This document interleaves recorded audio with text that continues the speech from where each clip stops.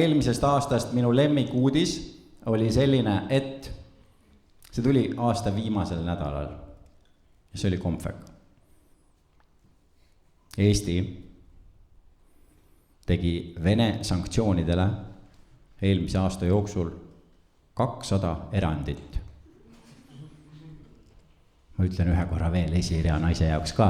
Eesti riik, ja riik see on rahvas ehk siis meie, tegime Vene, see on siis üks suur teine riik, sõjas mingi kolmanda riigiga, ma ei mäleta, mis nimi, nende sanktsioonidele, kõik teavad, Tanel Padarente sanktsioonid, ja me tegime siis 200 erandit. 200, mingi päris suur number, eks ole, ja erand siis viitab, et kuskil on mingi reegel, mismoodi asjad käivad, sest nii on moraalselt ja eetiliselt või praktiliselt õige. Ja siis erand on nagu siis see, kui nagu üks kord väga spetsiifilisel põhjusel, sest on väga-väga vaja, siis teed nagu teistmoodi, eks ole.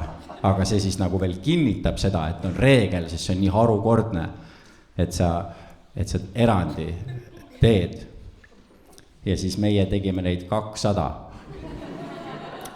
200 nüüd, vaata, ma ei ole arst, ma ei tea, mitu päeva aastas täpselt on, aga kindlasti rohkem kui 200, kindlasti vähem kui 400, mis tähendab seda, et me tegime erandi üle päeva ja siis veel paljudel päevadel. Nüüd minu küsimus on, kui mitu erandit võib teha, enne kui enam tegu ei ole erandiga, enne kui võib öelda, et vist ei olegi reeglit.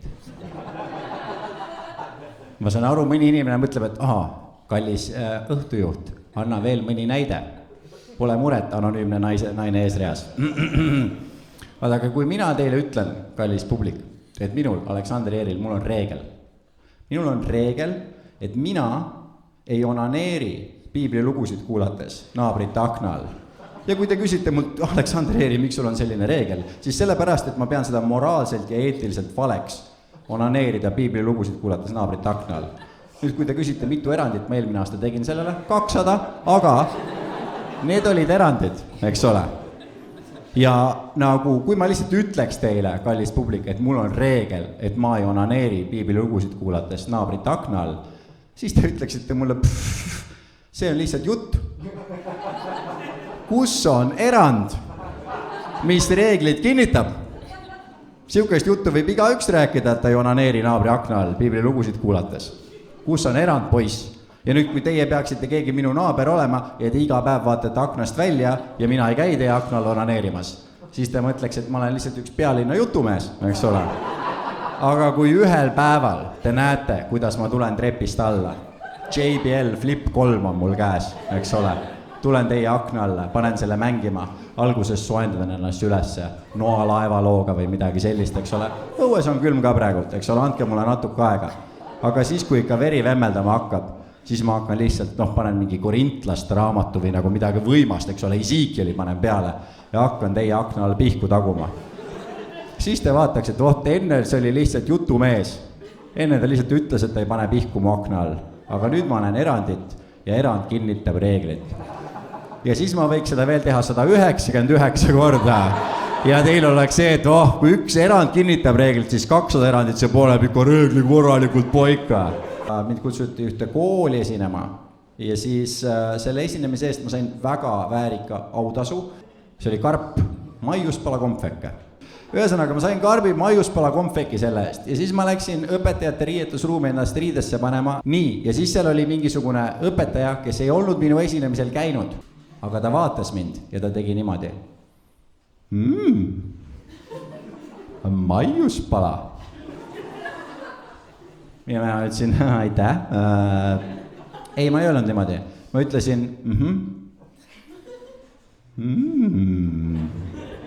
Maiuspala on üks mul lemmik Comfec. Jah. Oi, kuidas mulle meeldib Maiuspala. Jah, arusaadav, see on väga maitsev Comfec. Kui keegi annaks mulle Maiuspala, mina oleks üks rõõmus naiste rahvas.